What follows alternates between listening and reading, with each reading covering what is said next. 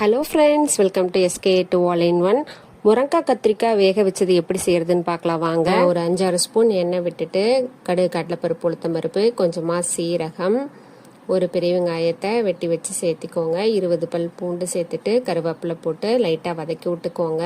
வதக்கிட்டு சிம்மில் வச்சுட்டு அப்புறமா 1 கிலோ கத்திரிக்காயை கழுவிட்டு அரியறதுக்கு ஸ்டார்ட் பண்ணுங்க. அரியவே கருத்து போயிடும், அதனால தண்ணியில் உப்பு போட்டு மிக்ஸ் பண்ணிவிட்டு கத்திரிக்காய் அரியறதுக்கு ஸ்டார்ட் பண்ணுங்கள். நான் கத்திரிக்காய் அரிஞ்சிட்டே இருந்ததுக்கப்புறம் தான் மறுபடியும் தண்ணி எடுத்து வச்சுக்கிட்டு உப்பு போட்டுட்டு அதில் கத்திரிக்காயை கட் பண்ணி போட்டுக்கிட்டேங்க.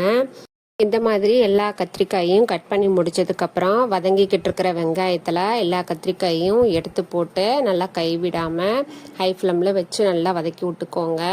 இந்த அளவுக்கு வதங்கினாதான் கத்திரிக்காய் கருத்து போகாது. நல்லா ஹை ஃப்ளேமில் வச்சு நல்லா வதக்கணும்.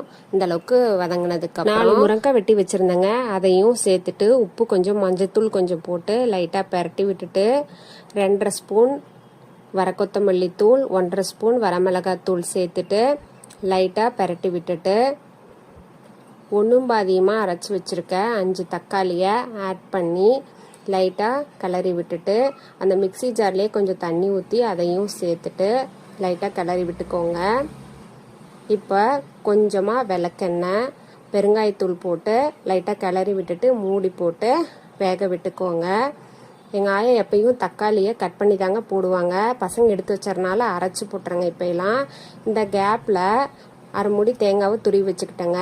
இந்த அளவுக்கு வேகும்போது துருவி வச்சிருக்க தேங்காவை சேர்த்துட்டு 2-3 நிமிஷம் சிம்லேயே தேங்காவை வேக விட்டிங்கன்னா கெட்டு போகாமல் இருக்கும்.